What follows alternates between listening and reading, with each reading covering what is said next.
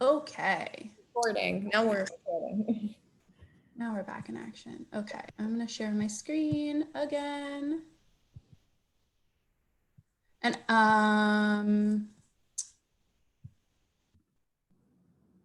Africa, I'm gonna make you a co-host just in case anyone comes into the waiting room, you could admit them.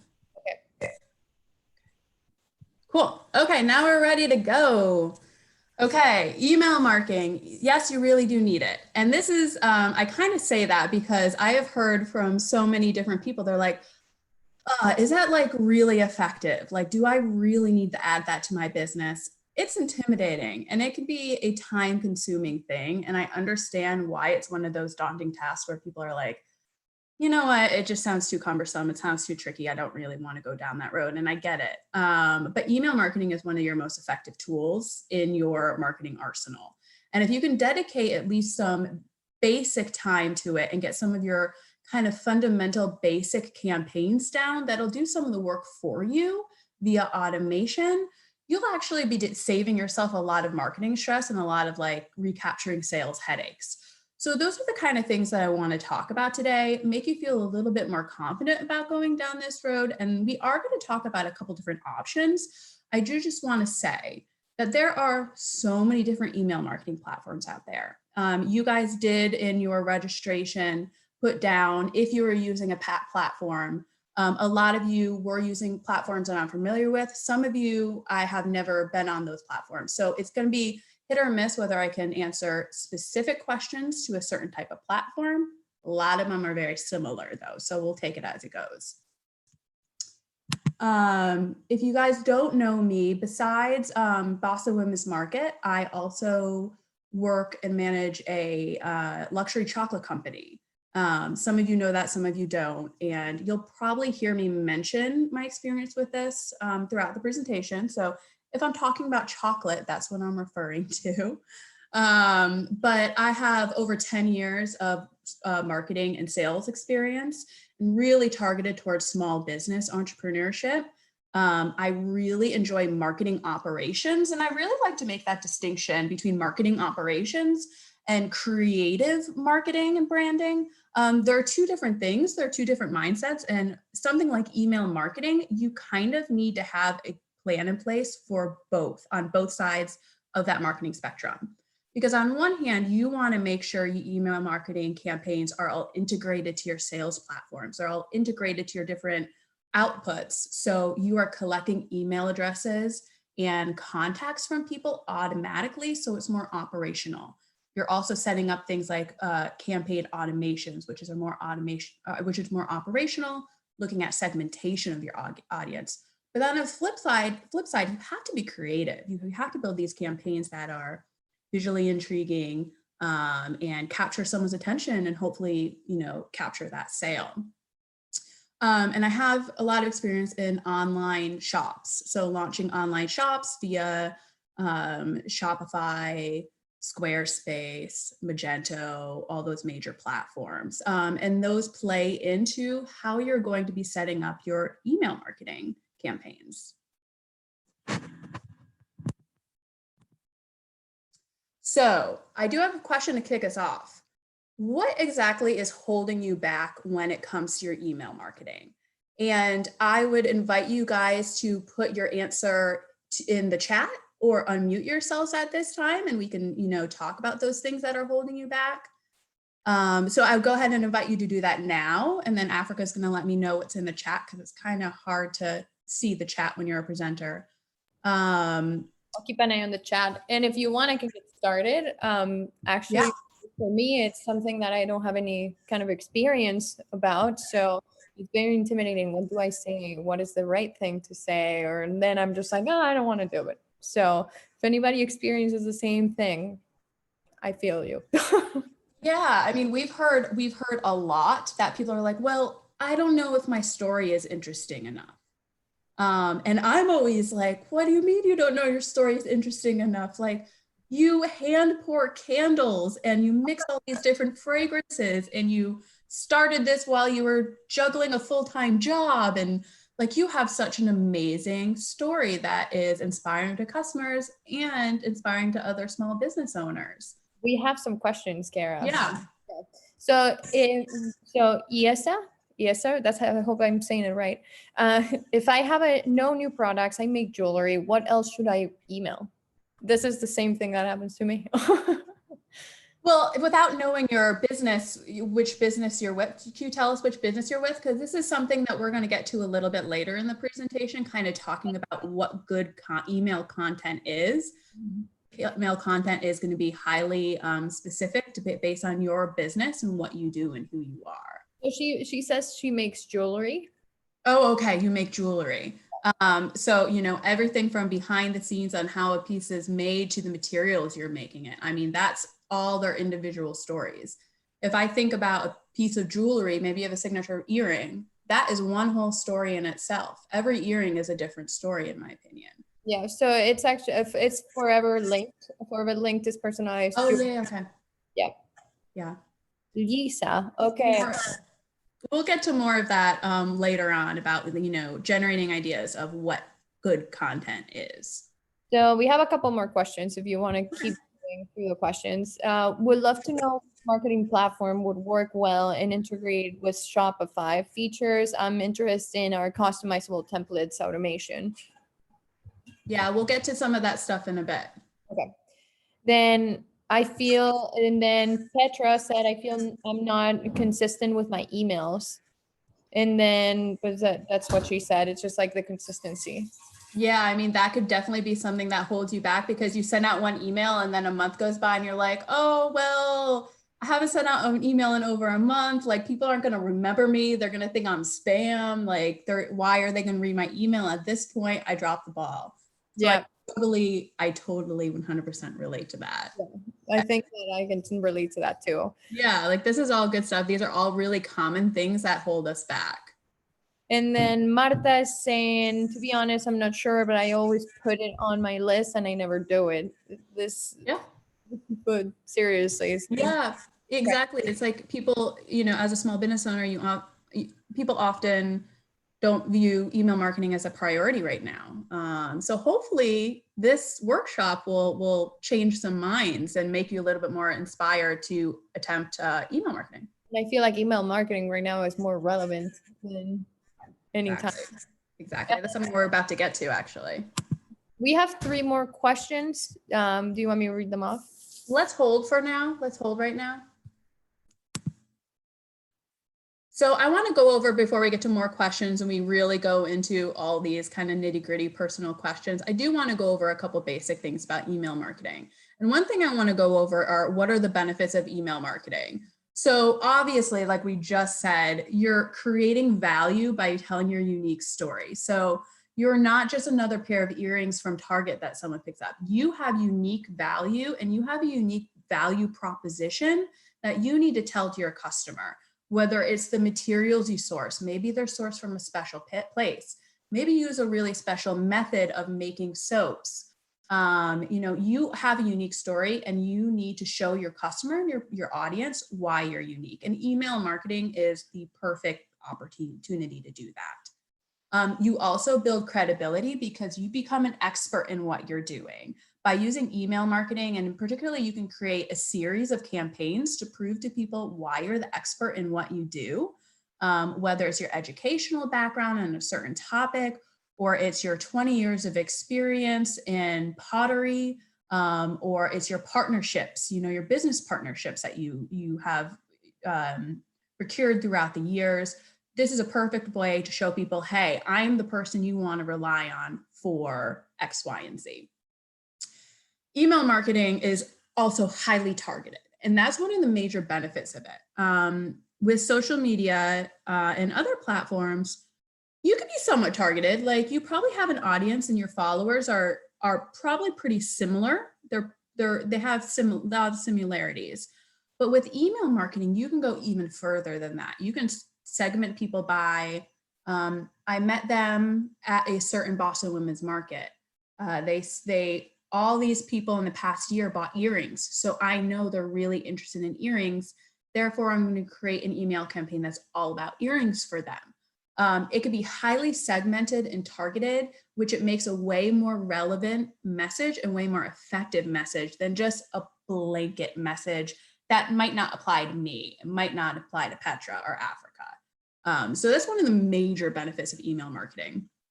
Obviously, the goal is to increase sales here, in addition to all these other value propositions. And it's a great way to collect feedback by your brand. So doing things like, post-sale surveys, post-sale emails, asking for requests. And by asking reviews, you're asking for reviews. And by asking for reviews via email marketing, you're building credibility. You're building yourself as an expert. So it all circles back around, right, to the benefits of different benefits of email marketing. And email marketing is so trackable. I mean, that's one of the great things about it. If you have Google Analytics, it's trackable there. And then the email marketing platforms, they all have their own version of an analytics where you could be so creepy and you could see how many times someone opened something, if they clicked on it. And then based on how they interact with their email, you can segment and target them even more based on what they clicked on, because they're interested in organic chia seed or something like that. So exactly what category they're interested in, and then you could target them even further a week from now, a month from now.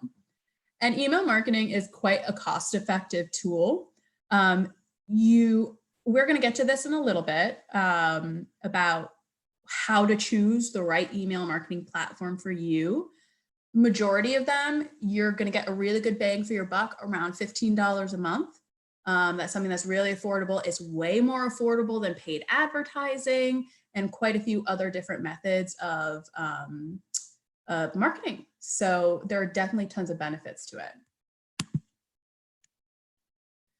So I'm guessing these stats, now that we're, going into the winter, we've been in COVID mode for 8 months now, something like that. I bet these stats are kind of through the roof now, and kind of blown out of the water. But based earlier this year, it was 73% of millennials prefer communication via email. And millennials are a great target audience right now. And you hear a lot about, I have to target the millennials or I have to target Gen Z.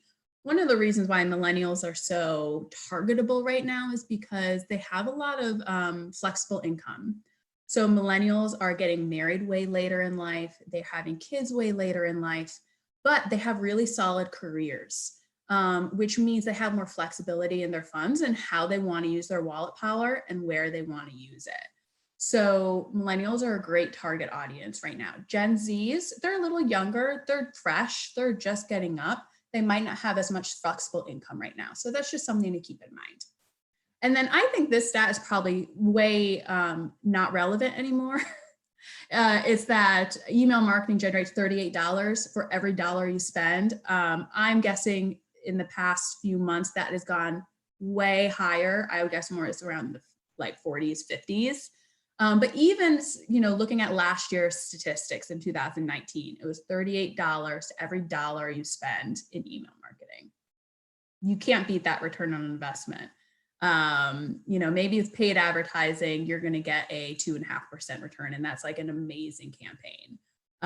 So $38 is a great investment. And then with email marketing, they are at least 3 times higher than the average order value derived from social media posts. So people spend more via an email campaign than via social media post. I think there are different psychological factors to why this happens. In an email, you're educating people more. You have more room and opportunity to show your benefit and your value and why you are the expert in what you do. So there's more flexibility in pointing people to different parts of your website or your platform, whether it's Etsy, Shopify, whatever you use. You have more opportunity to point people to where you want them to go. I think that's one of the reasons why return is higher than a social media post.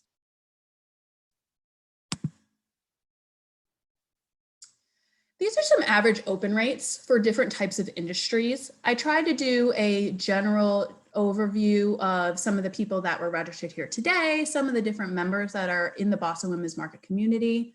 Arts and artists, they have a really high open rate, and you might be thinking to yourself 26%, that's not high, that's really high.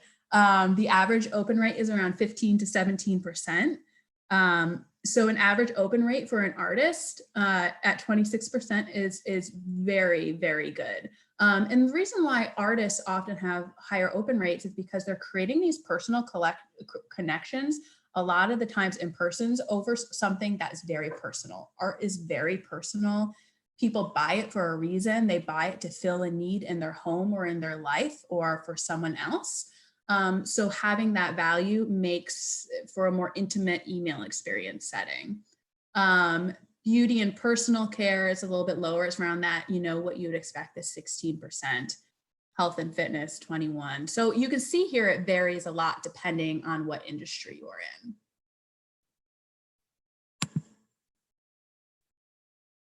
So I have another class question for you guys. I wanted to know if there were any brands, and they could be big, they could be small, we might not have heard of them, it's okay. Are there any brands where their email marketing campaigns really stand out to you, where you open them and you're like, oh, that got me, like that pulled me right in, I clicked. Or like you admired them for your own business standpoint, you're like, oh, I would love to do something like that because of this reason. And again, you can put your thoughts in the chat, or you're welcome to unmute yourself too. We got Coco Kind, and I believe I same thing. I love it. What about Coco Kind's email marketing really stands out to you? For me, are the graphics, and it's like kind of like, get this beautiful skin with this stuff, and it's all clean. And I'm like, sure. So they really portray the idea of beautiful glowing skin through their photography in the email, I'm guessing.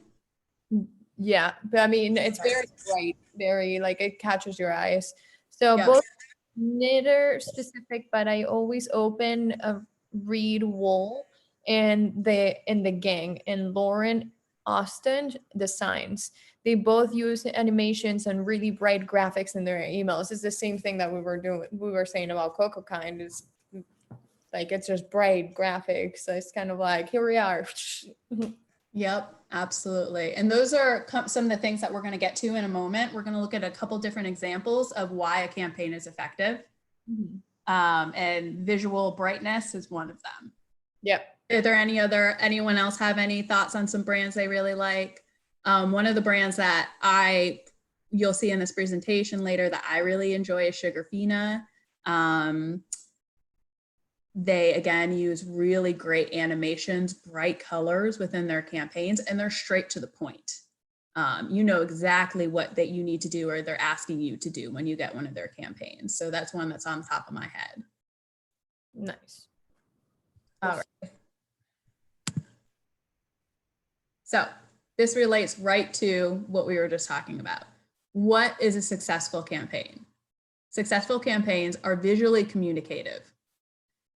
There's nothing worse than getting an email and it's 3 paragraphs long and there's maybe one photo in it, but I don't really know why that photo is in there. It's really important to visually communicate and visually grab people's attention. The more straight to the point you can be with any text in a campaign, the more effective it is. Of course, you can use text for headlines and brief descriptors, two or three kind of line lead-ins, calls to action. But your campaign should be highly visible with photography and cleanness and brightness, or, it could be dark and sultry if that's your brand. That definitely makes a successful campaign. Another tip is successful campaigns are segmented and targeted. This is what we spoke about before. You're not just sending out a blanket message to people. You're not sending out, I don't know, like Africa wouldn't send out an email necessarily to a bunch of yoga people. She wouldn't send out an email to her yoga subscribers about maybe boxing. Well, maybe you would, but you know what I mean. Okay, how about you wouldn't send an email campaign to someone about an event in Boston, Massachusetts, but they live in Austin, Texas, that kind of thing.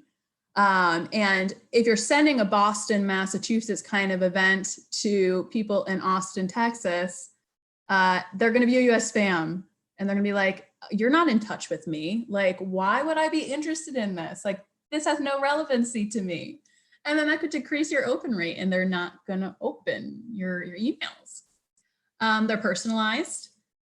Successful campaigns often use tags. So when you collect email addresses from people, you can ask them for their first name. And I always ask people for their first name, because then I can insert their first name in the subject line, or I can insert automatically their first name and the opening paragraph of an email. And it becomes highly targeted. I can't tell you how many times, this is a chocolate story, my customer service team comes to me and they're like, oh, this customer, we got a phone call from this customer and they said that you emailed them personally about this promotion or whatever. And it's because I'm using their name in the email campaign. I am targeting them personally. And I'm also introducing myself to them. They know this email is coming from Cara. It's not a, random web@whatever.com.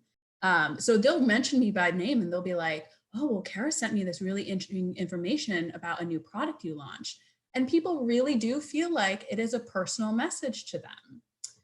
So that's important.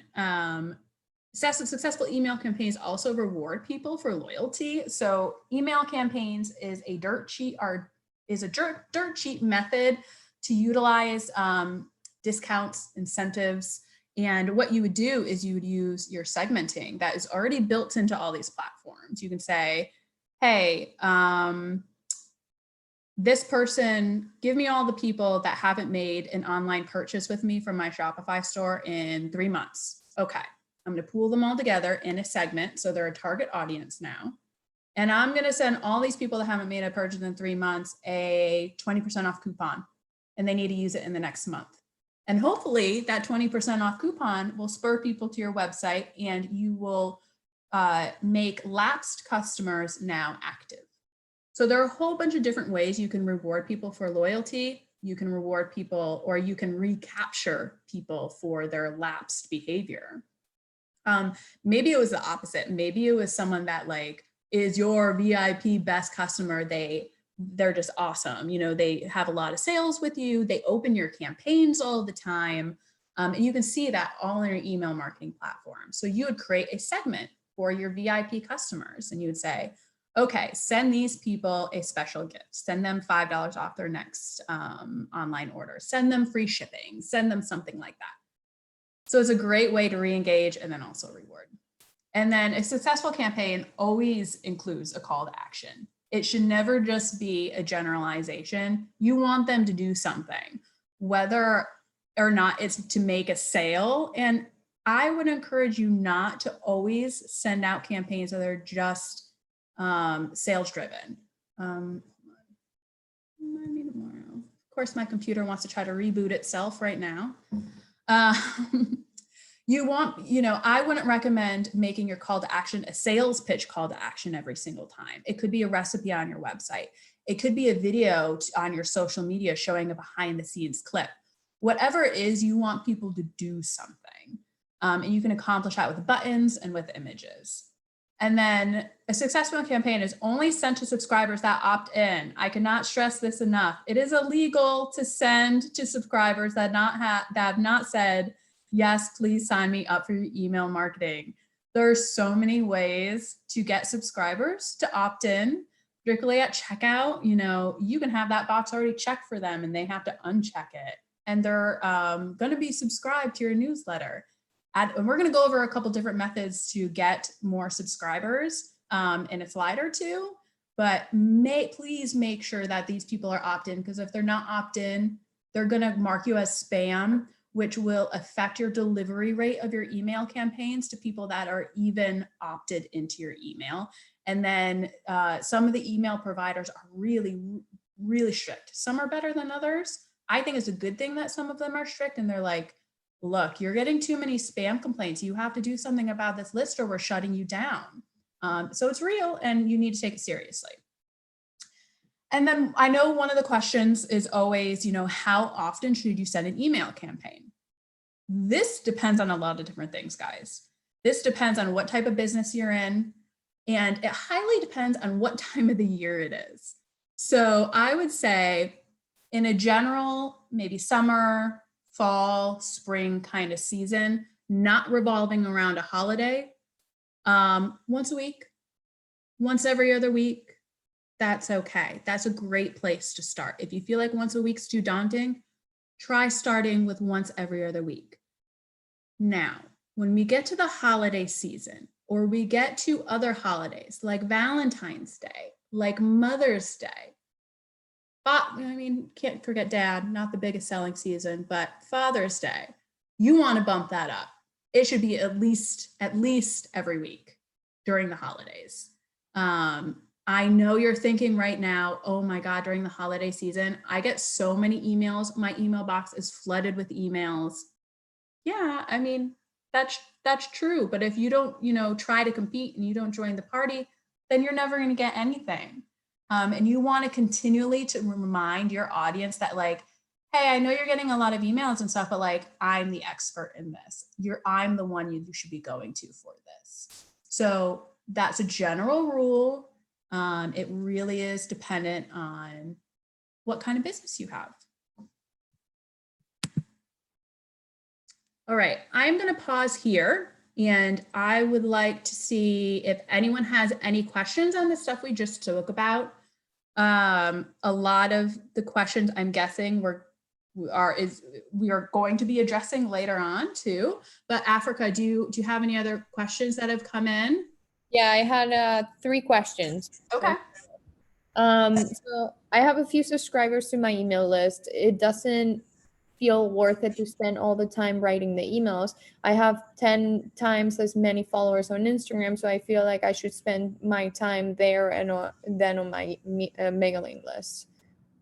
Yeah, so one of your initiatives is going to be thinking about how to build up the email list. I get it. I totally get it. You have 3 subscribers. I don't know exactly what your business structure is. If you're on e-commerce right now or not, if you're on Etsy, what you're doing, if you relied in the past more on selling in person. There are various ways, depending on each of those scenarios, where you can be building up your e-newsletter list. We're going to be going over some of them in a bit. So I hope you'll be able to maybe go ahead and activate one of these ideas we're going to be talking about to hopefully bring your list from 3 to 300. And I think it's really easy to be like, oh, like 300 isn't a lot. Like, even why am I doing 300? Well, those are 300 potential buyers. Those are 3 potential buyers. So what I'm going to talk about a little bit later is automation. And even though you only have 3 people in your pool, you could be automating to those 3 people, and you could be testing the ground and laying your foundation for more and more and more subscribers. So I guess that would be my answer to that right now. Cool. Then I have another question. I'm a dog walker and my business is brand new, working on website and marketing. Any advice or if email marketing would apply? Oh, definitely. I mean, like email marketing. Well, particularly if you're a brand new business, I don't know what areas in which you do your dog walking, what kind of services you do. I know there are dog walkers that like focus on bringing urban dogs to the countryside to run free. Are you one of those? What kind of environments will my dogs be in? Is it all kind of like sidewalks? Are they going to a trip to the river and the mountain? I actually have a friend that she has a business like that where she picks up all the dogs and they go into the mountains every day. And it's like more like dog camp. And people love her feeds. They love her Instagram. They love her marketing because it is just like, who doesn't love looking at a dog having a blast? So there's always a place for a business in email marketing. And I think it would depend on, what kind of structure you're going for and what you have to identify what your value points are. And I would just recommend getting a piece of paper and listing your value propositions and what it is that would be portrayed in an email. You would probably start out with something simple, maybe one campaign when someone signs up for your email, or you have a business inquiry, someone shoots you an email and they're like, hey, I want to learn more. Great. You can email them a campaign convincing them why you're the perfect dog walker and why they should choose you. And maybe even offer them a first month incentive via that dog walking service. Maybe instead of $50 a week, it is $35 a week for their first month. I don't know. But you can definitely use email marketing to capture leads and potential clients and a whole bunch of other things. I hope that was helpful. There's a couple comments saying it's like the tech is intimidating. It's intimidating me a bit, but it's probably just about playing around. And I mean, for me, it is all about playing around. I had no idea, nothing about building websites, like creating content, email, whatever. No idea. Trust me, like what I know from like a month ago to now is just so ahead for what I thought I would ever learn. So just playing around with it is definitely good. And then we have Juliet. Seriously. And it's like, Juliet, yeah, I sell only on Etsy now, and I used to sell in person. Looking forward to hearing your strategies for growing my list. So great. Yeah. Going back to that point about, not knowing the technology. I mean, I'm self-taught. I started having an interest in web design and marketing and branding back, I don't know, like 13 years ago. And I literally just clicked. I clicked and I Googled and I clicked some more and I played around. And it is a time investment, guys. Like all of a sudden you'll sit down at noon at the computer to do a little something, and then it's 5 o'clock in the afternoon. That's how time sucking email marketing can be. I think it's fun. I like it. I hope you guys form a like or a passion for it also. But it's a time investment to learn, and I totally get that can be intimidating. Okay, so I'm gonna go do some show and tell. We're gonna look at a couple different email examples about why these emails are effective. And you're welcome to put your comments within, your feedback within the chat, or unmute yourself if you have some comments about these. So this first one is from Tat Lee. It is, well, the image is like way cool. Like that's super fun. It's bright. It's moody, but bright. It's effective. And you know what it does right away? It has a call to action, and it wants you to do something, and it wants you to use code WELCOME20 for your first purchase online of a Tat Lee tattoo. And it's effective because of the visual, and it's effective because they're using text here, but it's right in your face text, and it's not overwhelming text. It's straight to the point. They're thanking you for signing up for their newsletter with a 20% off reward. And that's something that I would always encourage you do in order to capture a sale. When you have a fresh new subscriber to your email, that subscriber is, your business is on their mind. It's relevant. If you waited 5 to 10 days from now, they could forget about you. They could forget about why they subscribed to your email. They could have found something better in that time, or they think it's better. And have already made their purchase. So what you want to do is always create a welcome campaign when someone subscribes to your newsletter, and offer them something. Maybe it's free shipping. Maybe it's $5 off. Maybe it's 10% off.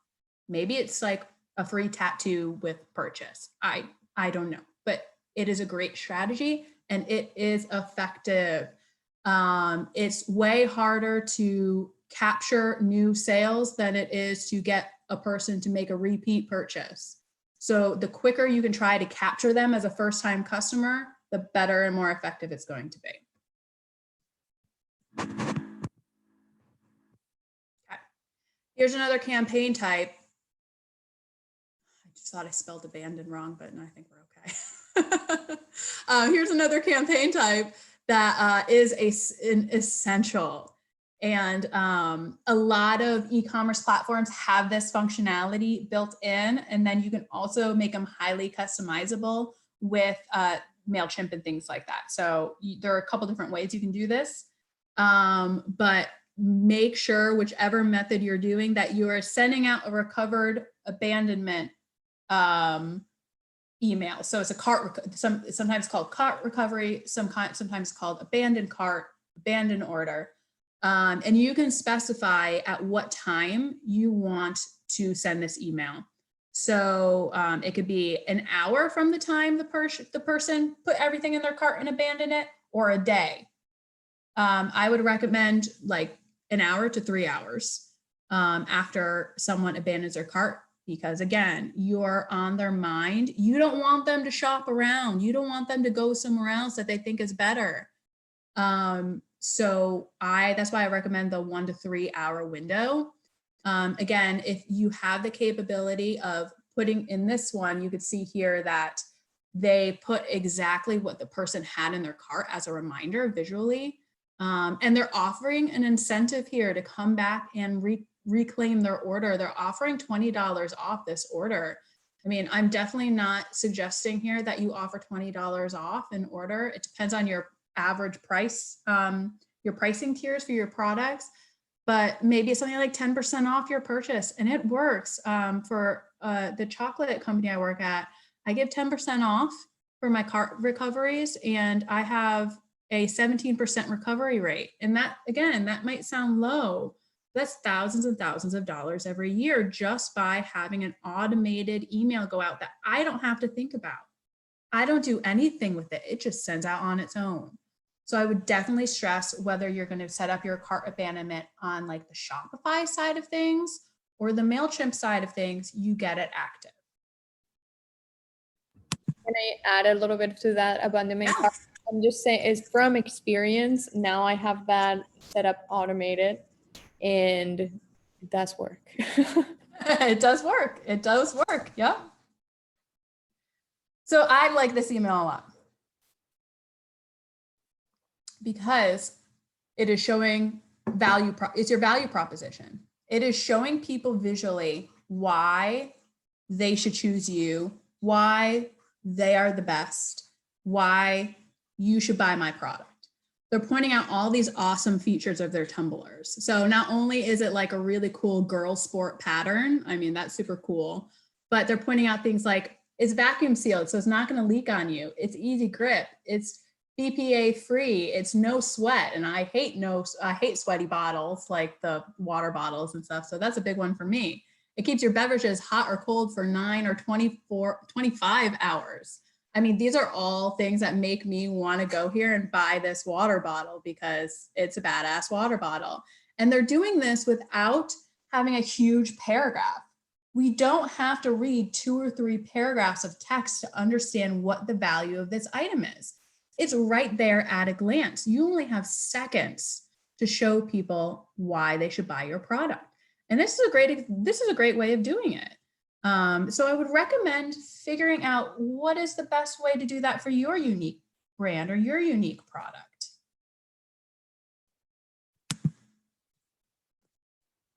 Okay. Creating urgency.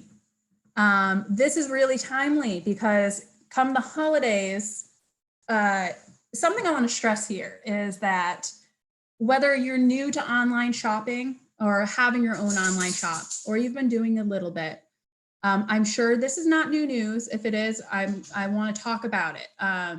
All the postal services, FedEx, UPS, US Postal Service, whoever you're mailing your products with, they are already experiencing extreme delivery delays. Like it's going to be a problem this year. So I would highly recommend when you're doing your email campaigns or when you're doing your communications with your customers, you are overly, extremely clear in all your communications about what the ordering deadlines are for your products and when they need to place their order by in order to get their delivery before Christmas, before Hanukkah, before Thanksgiving. Because even if you mail something and you're like, okay, I'm mailing this with 2-day service. FedEx is not guaranteeing 2-day service anymore. FedEx isn't even guaranteeing overnight service anymore. And you're going to have angry customers. So I would recommend being really transparent and giving yourself more buffer room than you would normally give yourself. So for example, say you would send out someone an email campaign to your audience, or a social media post even to your audience, saying like, hey, make sure you place your order by December 19th for delivery before Christmas. Give yourself and the postal service more space to mess up. Tell your customers, actually, you have to order by December 16th, because you're going to set the expectation for the customer. It's going to be very clear and transparent. And if there is a delay in service, the customer isn't going to be upset with you, and you're not going to have to process refunds. So use email campaigns this year to be really clear and transparent with your customers, guys. One way to do that is to create urgency. You're creating this timely message. So you can see here on the left, you have Sugar Fina, which I mentioned before. And this is one of their recent Halloween campaigns about time is ticking. And it's all about, order by tomorrow with standard delivery to get your sweets by October 31st. They're saying like, you got to order now or you're not going to get your treats in time. You're going to do the same exact thing for this holiday season. But I definitely recommend adding some buffer in for your own well-being and your sanity. And again, on this right-hand side here, we have Food 52. Food 52 is another great email, has some really creative emails. They're very visual. They have a lot of graphics, that sort of thing. And they're setting out this campaign just for today, 3 pans for $99. That's a really good deal. I kind of want that deal. But again, just for today, they're creating urgency here, because tomorrow, who knows what price these pans are going to be. Be timely. Don't send out an email campaign in the winter that has summer images and beachy images. This is a great one that is speaking to the times of COVID, and they are just encouraging. This isn't necessarily a sales pitch, but they're encouraging people to support each other and send someone love, brighten someone's day. And they're going to print it and ship it out to one of their customers this month. And that's just them showing their audience that they are sensitive to what's going on in society right now. They hear you, they understand. And even though this isn't a direct sales campaign, the goal here is that you're going to remember them and that they did that. So when you do want to make a purchase a month from now, you're going to go back to them because you felt so comfortable and so, reassured by their messaging from before. And you oh, they get me. I'm going to go back to them and make a purchase.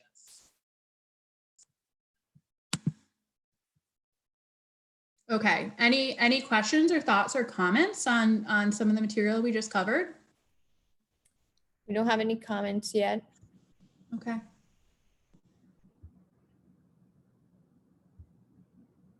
Actually, yeah, we have a comment. Okay. So it was about the automations, and then I'm not sure what Marta was saying, what exactly you were saying back then, but she said sending that first email, can you automate that? So I suppose that she was talking about the abandonment, the cart abandonment one. But Marta, is that what you were asking about? I'm guessing maybe you were talking about the welcome email. So when someone subscribes for your newsletter, they automatically get a welcome email with an incentive. And the answer is hell yes. Yes, you can. What you want to do. So you would go into your email marketing platform, and it's going to be called automation, and they'll call it out for you. You're not going to be blind. You'll go into this platform and they're going to be like, what type of automation campaign do you want to create today?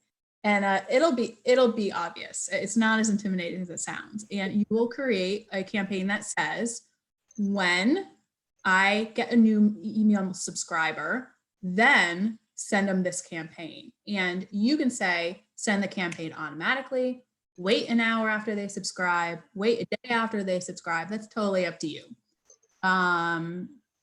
If you want to, yeah.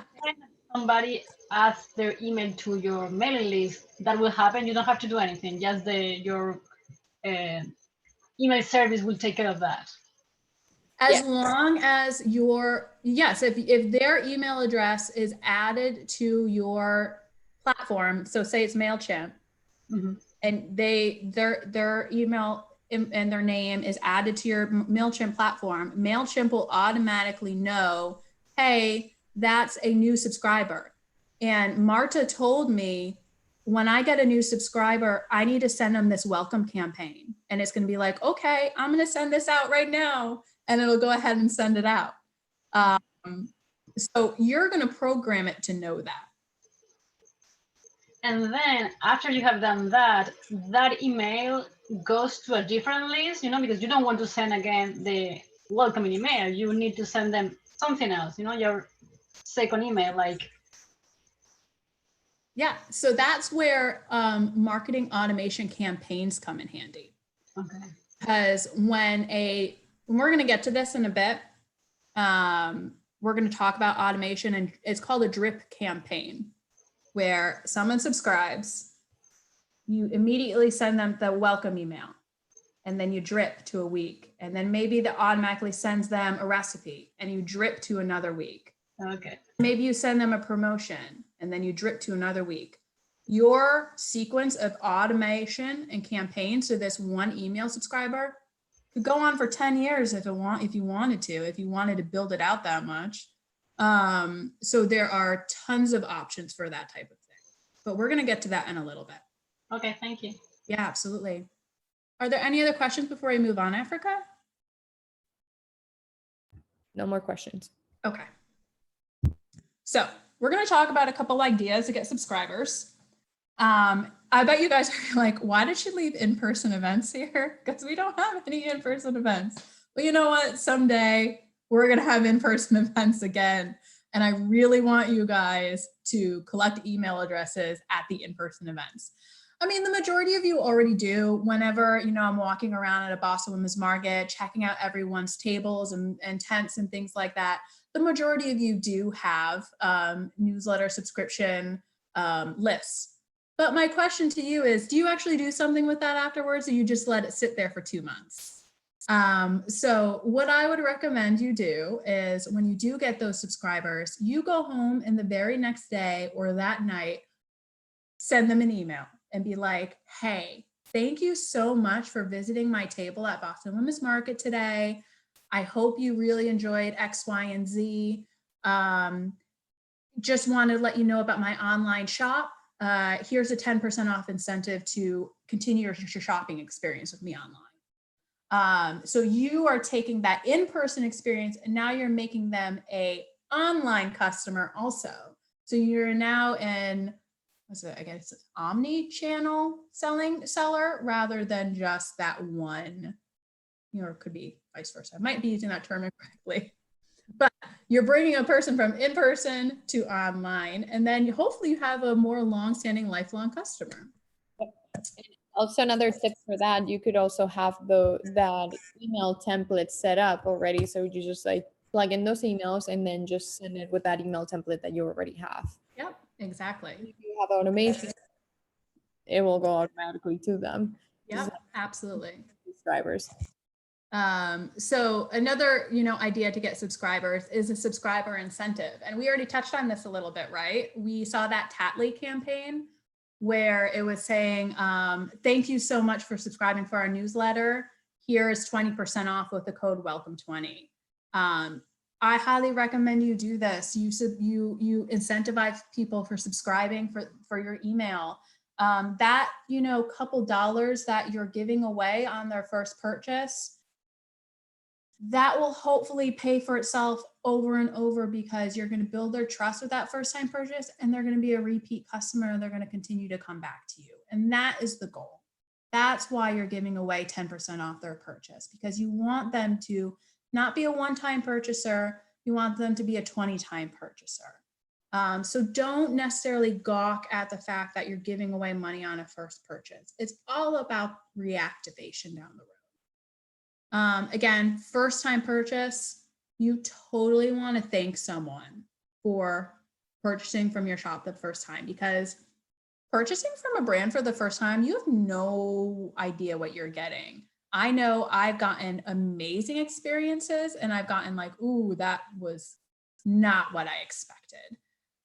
So this is a great place to ask people thank people for their purchase, and then ask for feedback, ask for a review, and maybe even offer them something to come back to you. You know, you can, again, offer an incentive somewhere. Maybe it's free shipping on their next order. Maybe it's like shipping upgrade. I don't know, whatever structure is you're comfortable with your business. But always thank someone for the first time they're visiting your store, because you have to build that trust. You know, even though they made that purchase, you want to let them know that, hey, you're here, I'm here, and like, we're both real people. And I acknowledge that you chose to go to me versus someone else. So Juliet, I think, had the question about Etsy and how to collect email addresses. So anyone that's on here, please correct me if I'm wrong, if Etsy has changed their policy. But from the research I've done, and the last time I was on Etsy earlier, in like this summer, they still don't allow people to subscribe right from Etsy when they make a purchase. Anyone could chime in there if they're on Etsy. That's my understanding still. And that's a huge marketing hurdle for you, particularly if the only selling platform you have is Etsy. It's like, well, then how the hell do I get subscribers? What do I do if Etsy's not allowing me to opt into newsletters right now? The best way I can just figure out to get email subscribers is just to ask them with a message. You can set up a message automation in Etsy to thank a customer after they've placed an order and say, hey, if you'd like to sign up for my newsletter, click here, follow this link, and they can sign up for your newsletter, and they can put in their name and their email, and voila, you're done, you're subscribed. I think that would be the best way.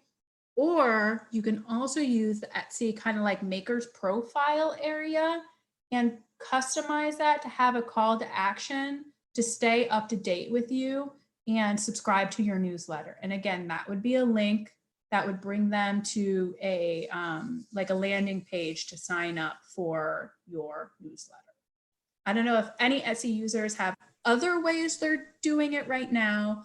Any other comments, you're welcome to unmute yourself or put it in the chat. Marta said that I think you can contact them and ask them if you want, but like, so yeah, you can do that, just like what you said. But also Petra said, Petra, is that Petra? I'm too Spanish for saying name. But I found that when I added a freebie to my pop-up form and not just get 10% off, I got way more people to sign up, like a free guided meditation or PDF. Oh, that's a great tip. I love that. I mean, that might not be effective for every business structure, but you know, a free meditation PDF, some kind of like, you know, tips to do whatever. That's a great idea. Like I've definitely seen for more service oriented type of businesses, you know, sign up for our newsletter to get access to our top tips to do X, Y, and Z. And it's a PDF that downloads. Those are all great ideas. Yeah. Also, and then Marta said, it's like somebody suggested on the last Zoom that you did about this topic, what you could do about this topic, and add an image in your listing with the link in your mailing list to your mailing list. Oh, that's interesting. Okay, I must have missed that comment. That's really interesting. I guess I mean, I would have to do a little research about that. I'm not sure if Etsy lets you link out like that. Like if you actually create a product within Etsy that's actually subscribed to my newsletter, if the link, it's not that. It's like in your listing, whatever you are selling, you can add you have like 10 images that you can upload. So you can have one, in your profile. Subscribe to my mailing list, and then you have the link, but really they cannot click on the link. So it's just to tell them that you have a mailing list, I guess. Yes, exactly. And you could definitely do that with an image in your profile, your business profile, or within the text, maybe in the About Me section, that sort of thing. Absolutely.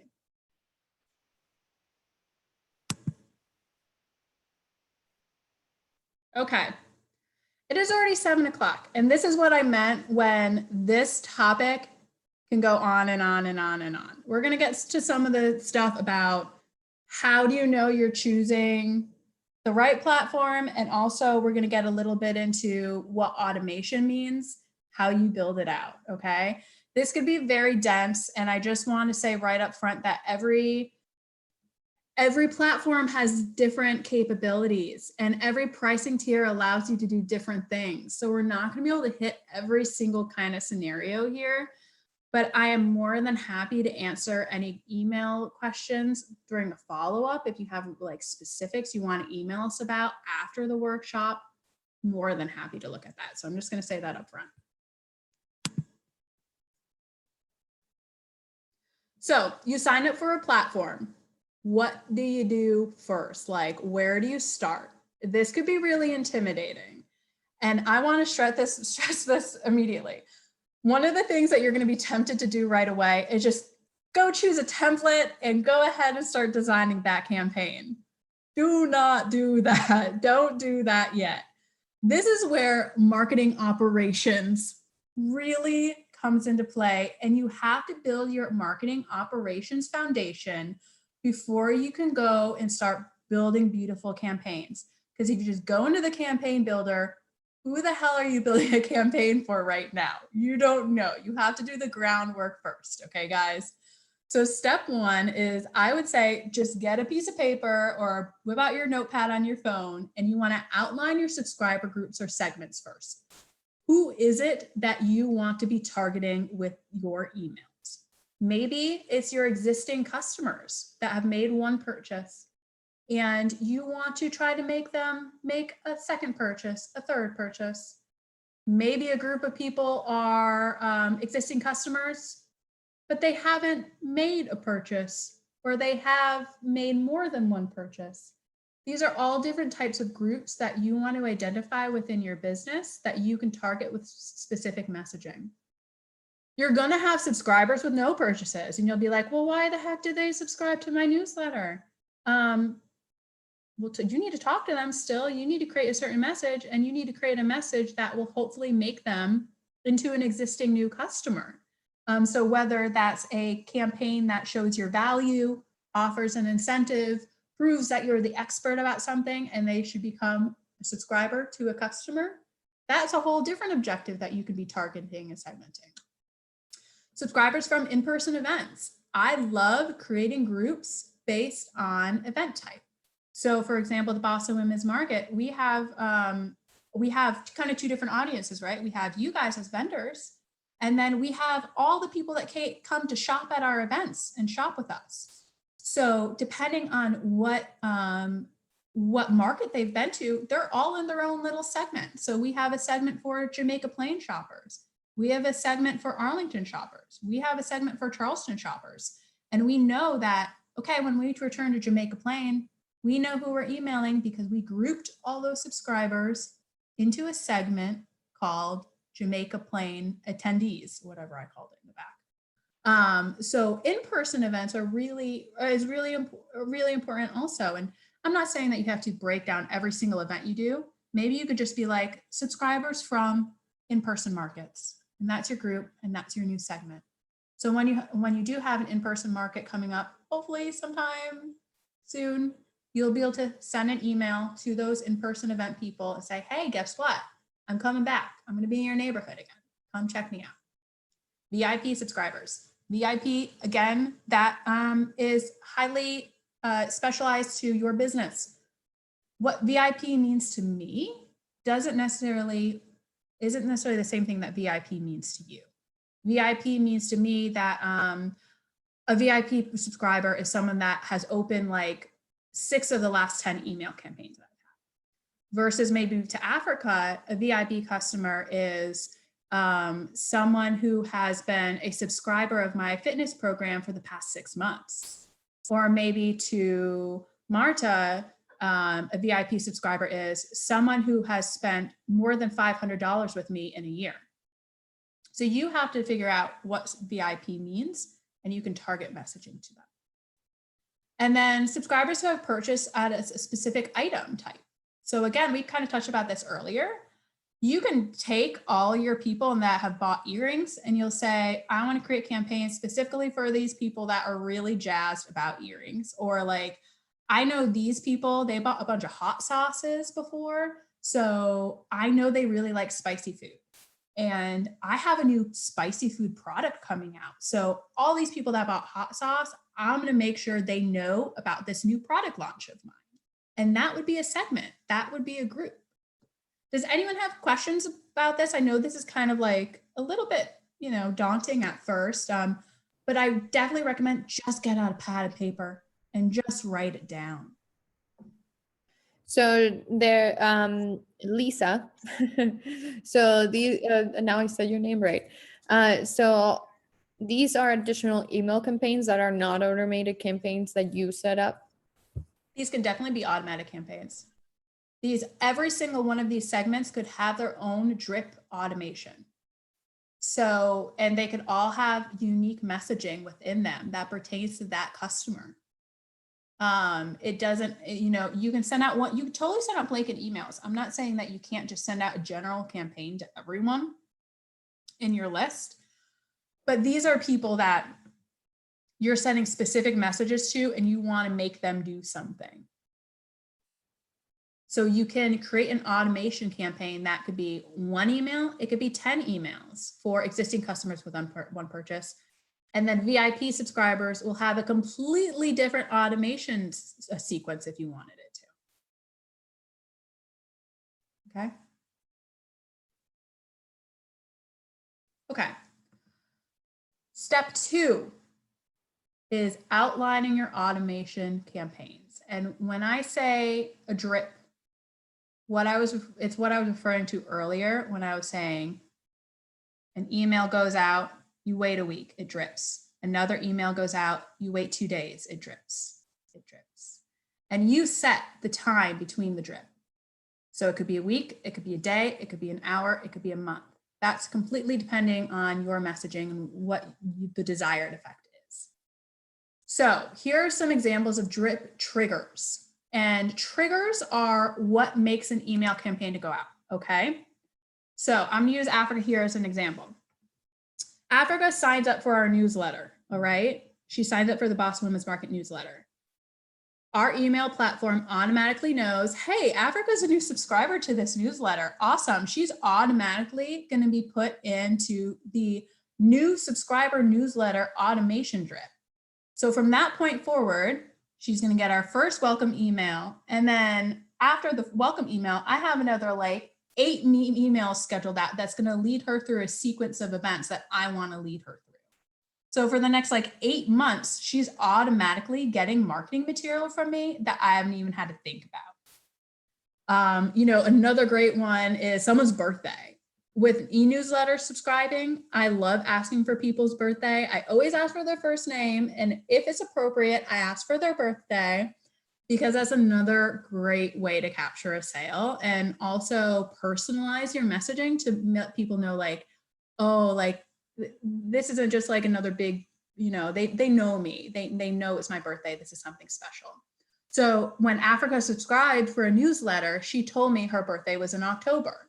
And I would say, okay, come October 1st, send everyone with an October birthday, the birthday email.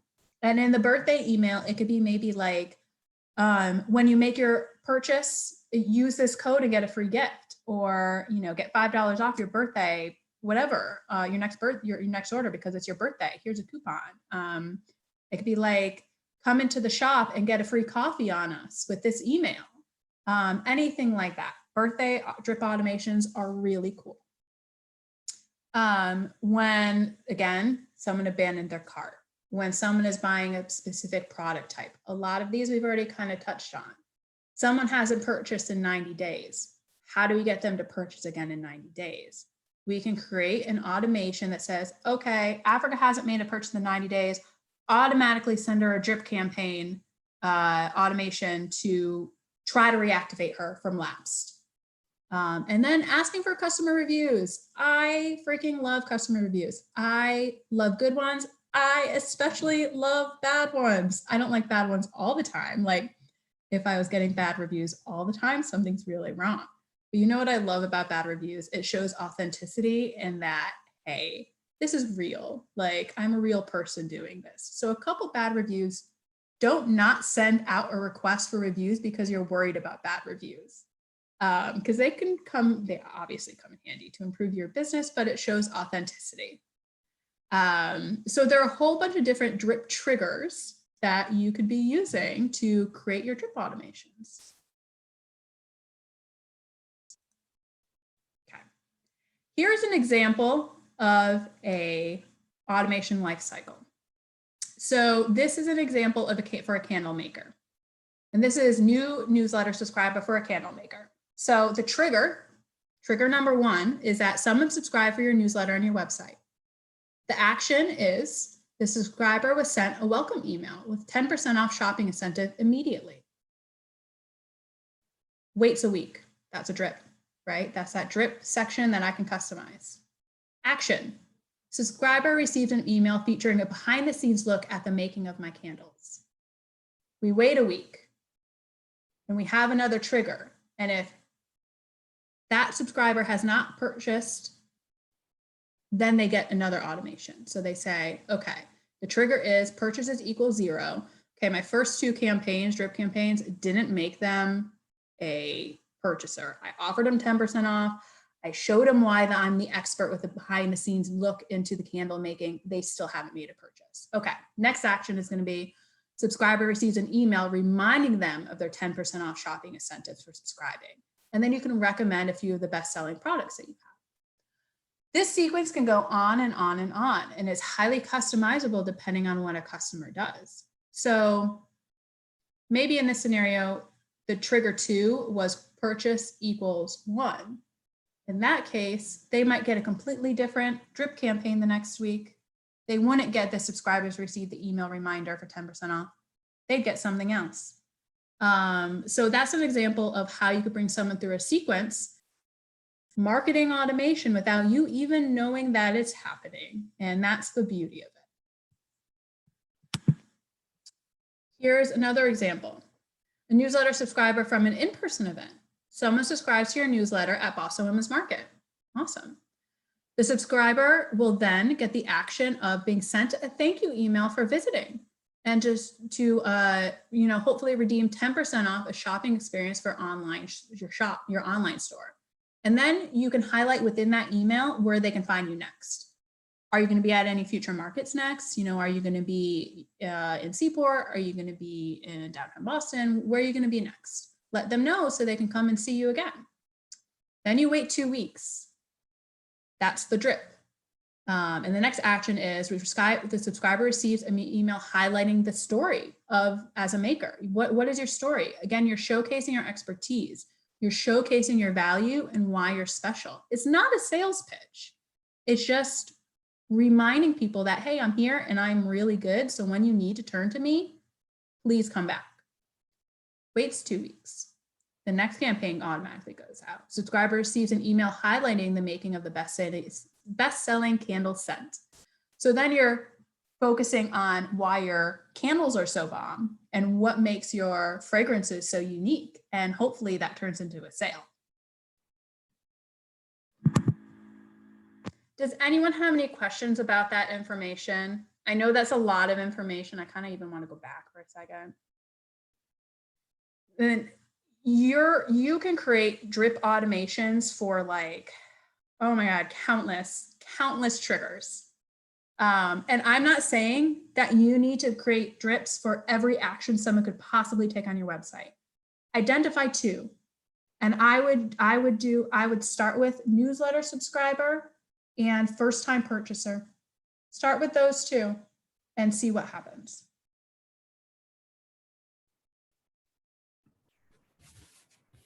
Does anyone have any comments or questions at this point? So much to take in. Yeah. That's one of the definitely just I would say don't overwhelm yourself with oh my God, I have to set up all these drip campaigns. You don't at first. You can little by little start building those, but it's a first time purchase and you're subscribing to your email, I think is the best way to go. Exactly. I would just say exactly, start very small. Start with this new newsletter subscriber and do 1 campaign. Do this subscriber was sent a welcome email with a shopping incentive. Just start there. Don't overthink it. Don't overcomplicate it right away until you get comfortable.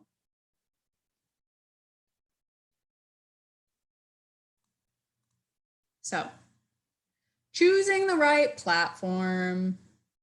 I changed this section of the presentation from the last time. Last time we looked over a lot of different pricing models, different platforms, that sort of thing. And I decided to simplify it a little bit because I think it was a little overwhelming. But I want to point out the major things that you should be looking for when you're choosing your platform, because there are so many platforms out there, and it could be overwhelming deciding which one is the best for you, particularly if you don't have any email marketing experience. You're like, well, how do I know if that's good or how that's bad or if that's bad? So we're going to go over some of the hot things you should be looking at, okay? Price, obviously. Not all plan levels are created equal. So you can look at MailChimp's standard, like basic plan, and then you can look at MailerLite's basic plan, and they are completely two different planets. Like MailChimp will be free for the first 500 subscribers, and then it'll bump way up the cost versus MailChimp, where it might not be free for the first 500 subscribers. It might be free for the first 1,000 subscribers, and then you have to upgrade to this second tier. And then I would also preface that when you're looking at all these different plan levels, ask yourself whether you actually need all the functionality that some of these plans are offering. Some of the plans, actually a lot of the providers right now are integrating paid advertising, websites, a lot of social media integration, and ask yourself upfront if those are tools you're actually going to be using.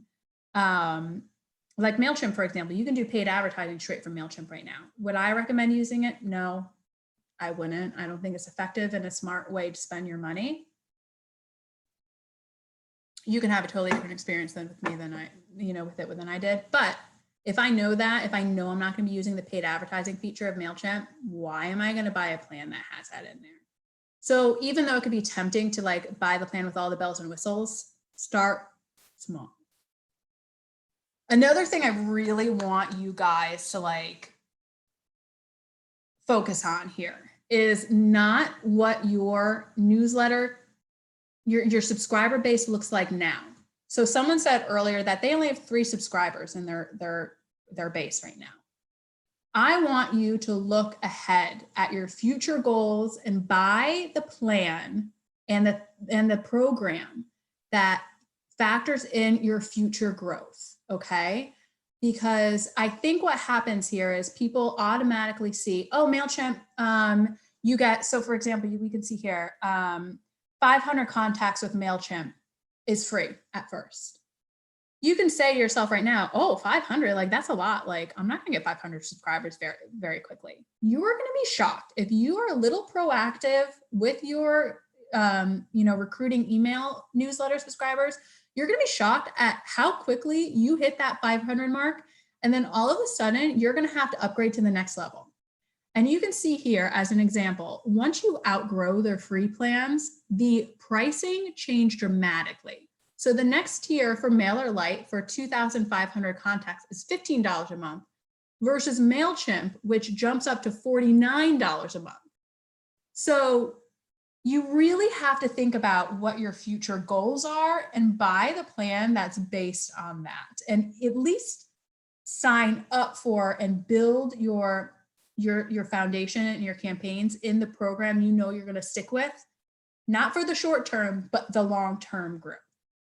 Because it could be really enticing to be like, well, this one has free for the first 200 subscribers. You're going to build all this work. You're going to do all this work building your automations and your campaigns and designing them and integrating them with your online shopping platforms. And then you're going to outgrow that. And they're going to ask you to upgrade to a plan, which is going to be $50 a month. You're going to be like, I have to pay $50 a month now? Like, what the hell? When you could have gone with a different service that was $15 a month and had the same volume, had the same functionality. So I hope that makes sense. It's a very long-winded kind of explanation, but I really want you guys to think of the future, okay?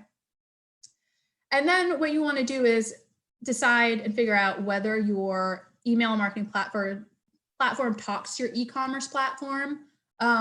Different platforms will allow for different things. If you have Shopify right now, like pretty much you can get a plugin, a third-party app for pretty much every email provider under the sun. MailChimp and Shopify used to play really nice with each other. It's a little bit more of a third-party step now because they kind of broke up in the spring. But there are still third-party apps you can download into your Shopify store in order to link directly to like MailChimp.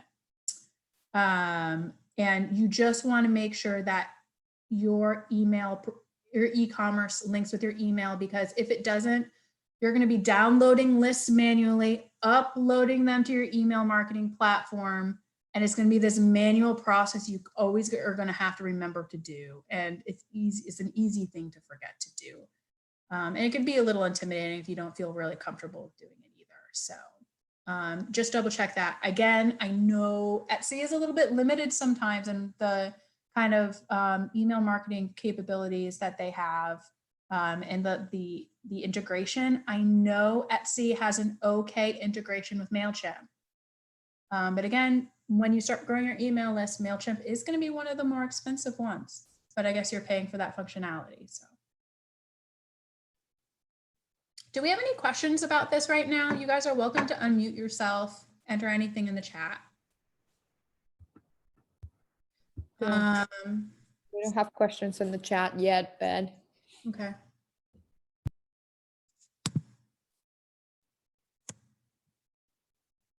Okay, and then again, this is a continuation of choosing the right one. Make sure that you're deciding what plan you're paying for and what type of automation features they have, because some of the basic plans you're paying for leave out something like cart abandonment, and cart abandonment is like so important. So if you can buy a plan that at least has cart abandonment in it, make sure you do that, okay? It doesn't necessarily, if you're not feeling comfortable with a full-fledged automation and building out drip campaigns, that's okay, but at least set up your cart abandonment automation, because that's going to recover a lot of money for you and hopefully pay for the email platform itself. And then going back to what I said before, do you really need to pay extra money for website landing pages and paid ads and features that you really aren't going to use?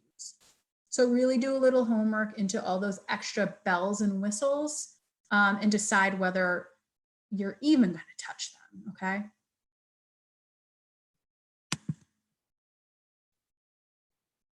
Okay, here are a couple things to keep in mind with specific providers.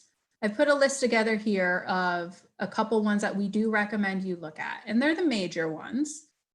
We recommend comparing MailChimp, MailerLite, HubSpot Free Marketing Suite, Campaign Monitor. Oh, and I have HubSpot Free Marketing Suite there twice.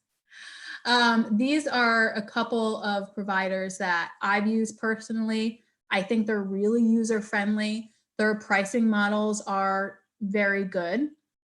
You might see, you know, in your research, you'll see other ones like Klaviyo, for example. They look awesome. They are awesome. They're very, very expensive. Same with like OmniSend, a couple of other these big guys that are really like made for the bigger companies that have more of an infrastructure and have more of a manpower to utilize all the functionality they have built in there. MailChimp, MailerLite, HubSpot, they have the small business in mind, and it's been built to be that way. So that's why these platforms are so popular with businesses your size and businesses like Boston Women's Market too. I will tell you, Boston Women's Market does use MailerLite. We were on MailChimp before. I've used MailChimp extensively. It is great. It is so smart. It's such a great tool. I just really enjoyed MailerLite more. We're saving money by using it as our mailing list grows versus MailChimp, which you saw in the previous slide. It was like $15 a month versus $50 a month. That's a big deal. So I would definitely recommend checking out MailerLite. This is by no means like a paid spokesman advertisement thing. I just really like it. I think it's really user-friendly. Be wary of native integrations with email marketing on the flip side.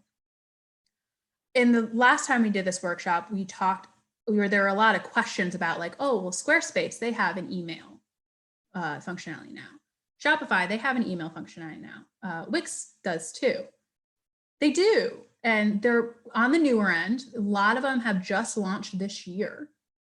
And they are just fine if you are not planning to do any type of automation or trigger campaigns. If you are looking just to send out blanket campaigns without high segmentation or anything like that, if you're like, you know what, I just really want to start simple. I just really want to send like 2 emails to everyone on my list. I don't care who they are a month. Yeah, Squarespace would be totally fine. I think they have a plan for $10 a month where you can send out 5 email campaigns a month. That's okay. But these native email integrations are not cost effective as you grow and as you send out more and more campaigns and as your campaign strategy gets more sophisticated.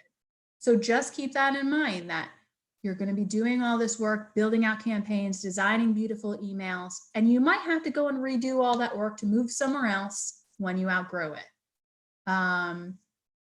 Just keep that in mind. And native email campaigns and marketing platforms, they're forcing you to buy third-party services anyway. So if you go into Shopify's marketing portal and you go to the email marketing, they're going to link you to download an app to OmniSend, I think, which is a subscription you're going to have to buy anyway. So a lot of these systems aren't actually native. They're just building relationships with these third-party providers and forcing you to use them rather than you having the free will to choose which platform is best for you. So please just keep that in mind, okay?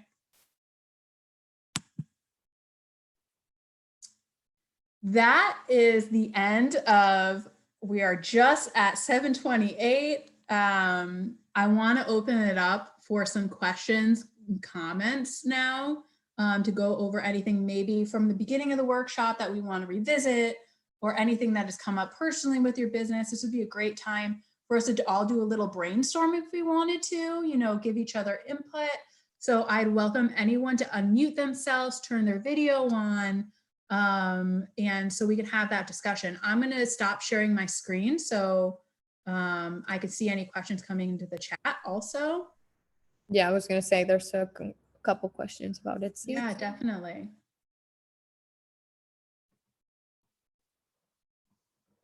So yeah, just like, if it's particular to your business or, you've seen someone else do something and you're like, how do I do that? We're welcome to talk about that right now. Or even if you're using a strategy right now that you want to share that has really worked for you and you've really enjoyed the success of it and you want to share it with the group, please go ahead and you can put that in the chat also. I see here, Marta, you say, for those of you on Etsy, you can add a coupon for those cart abandonment customers and Etsy will send it. That's great. That's awesome to know. So that's something, if you're on Etsy, I would 100% make sure is active. You can do that. And you can also do the same for people that have favorite one of your items. Perfect. So Etsy will send them an email with like if you want to offer a discount or something. Yeah, that's a great idea.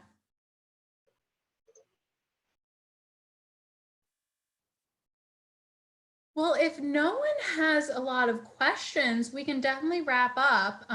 Last session we had so many, we had to cut it off. But thank you everyone for attending tonight. This was our last session in the series. A lot of you have been on every single one of our calls and we're really grateful for your participation in the community. We do have a couple holiday things coming up. Sales initiatives for us, for vendors to hopefully help encourage sales for you guys. We're going to be releasing more information about those opportunities in the next week. please keep an eye out on your email for that, because we are really pumped to help you get sales in the door from an online shopping standpoint. So keep an eye out for that. And we will be setting on a round of recording to this. Yep. Either later tonight or tomorrow morning. But Heather is excited. She goes, oh. So email us with any questions, hello@bostonwomensmarket.com. I'm happy to look at anything. And I really do hope this was helpful. Thank you all. Right, guys. See you all very soon. Yes. Have a good night. Bye, guys. Bye.